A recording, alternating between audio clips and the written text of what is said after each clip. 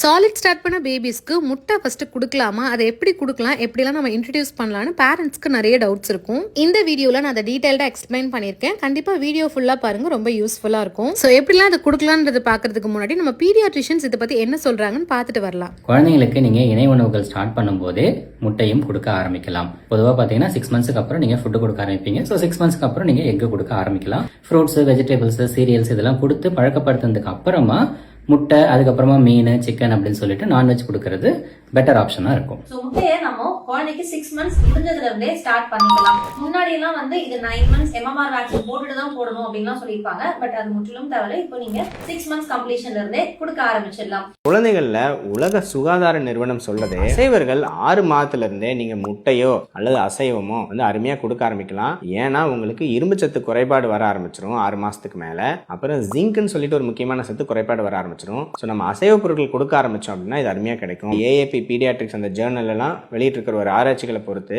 உங்களுக்கு 6 மாசத்திலேயே முட்டை ஆரம்பிக்கும் பொழுது கிட்டத்தட்ட சில நாடுகள்ல 50% வரைக்கும் வளர்ச்சி குறைபாடு நல்லா இம்ப்ரூவ் ஆயிருக்கிறதா தெரிய வந்திருக்கு. ஸோ அதனால உலக சுகாதார நிறுவனம் அவங்களோட கைட்லைன்ஸ்ல இருந்து 6 மாசத்துக்கு மேல தினசரி அட்லீஸ்ட் ஒரு அசைவம் சார்ந்த உணவு, முட்டையோ அசைவமோ மீனோ ஏதோ ஒன்று கொடுக்கணும் அப்படின்னு பரிந்துரைக்கிறாங்க. ஆமாங்க, நம்ம பேபிஸ்க்கு 6th மந்த்ல ஃப்ரூட்ஸ், வெஜிடபிள்ஸ் எல்லாம் பழக்கப்படுத்தி 7th மந்த்ல இருந்து ஸ்டார்ட் பண்றது பெட்டரா இருக்கும். அதுவுமே ஸ்டார்டிங்ல ஒரு 2 to 3 டைம்ஸ் நீங்க தனித்தனியா வெள்ளைக்கரு, மஞ்சள் கருன்னு பிரிச்சு கொடுக்கணும். வேக வச்ச முட்டையோட வெள்ளைக்கருவை இந்த மாதிரி சூடான சாதத்தோட கொஞ்சமா தண்ணி ஆட் பண்ணி நல்லா கிரைண்ட் பண்ணி பேபிஸ்க்கு கொடுக்கலாம். இல்லனா துருவி கூட நீங்க சாதத்தோட நல்லா மிக்ஸ் பண்ணி பாப்பாக்கு கொடுக்கலாம். எந்த மந்த்ல கொடுத்தாலும் உங்க பேபி எந்த கன்சிஸ்டன்சில சாப்பிடுறாங்களோ அதுக்கேற்ற மாதிரி கொடுத்துக்கோங்க. ஸ்டார்டிங்ல ஒரு 3 டைம்ஸ் இந்த மாதிரி தனியா வெள்ளைக்கரு கொடுத்து அது நல்லா அவங்களுக்கு சேருதா, செட் ஆகுதா, அலர்ஜிஸ் எதுவும் இல்லையான்னு செக் பண்ணி கன்ஃபார்ம் பண்ணிட்டு அதுக்கப்புறமா நீங்க மஞ்சள் கருவை கொடுக்க ஆரம்பிக்கலாம். இதுவுமே அதே மாதிரி ஒரு 3 டைம்ஸ் நீங்க கொடுத்து பார்க்கணும். யூஸ்வலா குழந்தைங்களுக்கு நம்ம எந்த ஃபுட் இன்ட்ரோடியூஸ் பண்ணாலும் ஃபர்ஸ்ட் டைம் அதை எப்படி தனியா கொடுத்து செக் பண்ணுவோமோ அதே மாதிரி தான் முட்டையும் ஃபர்ஸ்ட் 2 கருவுமே தனித்தனியா கொடுத்துட்டு அதுக்கப்புறம் முழு முட்டையா கொடுக்கலாம். ஸ்டார்டிங்ல இந்த மாதிரி பாயில்டு எக்கா நம்ம கொடுக்கும்போது ஆப்வியஸா அதுல முட்டையோட ஸ்மெல் இருக்க தான் செய்யும். ஸோ நமக்குமே அது ஒமட்டுற மாதிரி இருந்தாலும் பேபிஸ்க்கு அதெல்லாம் பெருசா தெரியாது, அவங்க சாப்பிட்டுருவாங்க. ஸ்டார்டிங்ல மட்டும் அந்த மாதிரி கொடுத்துட்டு போக போக நம்ம காம்பினேஷன் ஃபுட்ல கொடுத்துக்கலாம். ஒன்ஸ் வெள்ளைக்கரு, மஞ்சக்கரும் தனித்தனியா கொடுத்ததுக்கு அப்புறமா முழு முட்டையை இந்த மாதிரி ஒரு கிரேட்டர்ல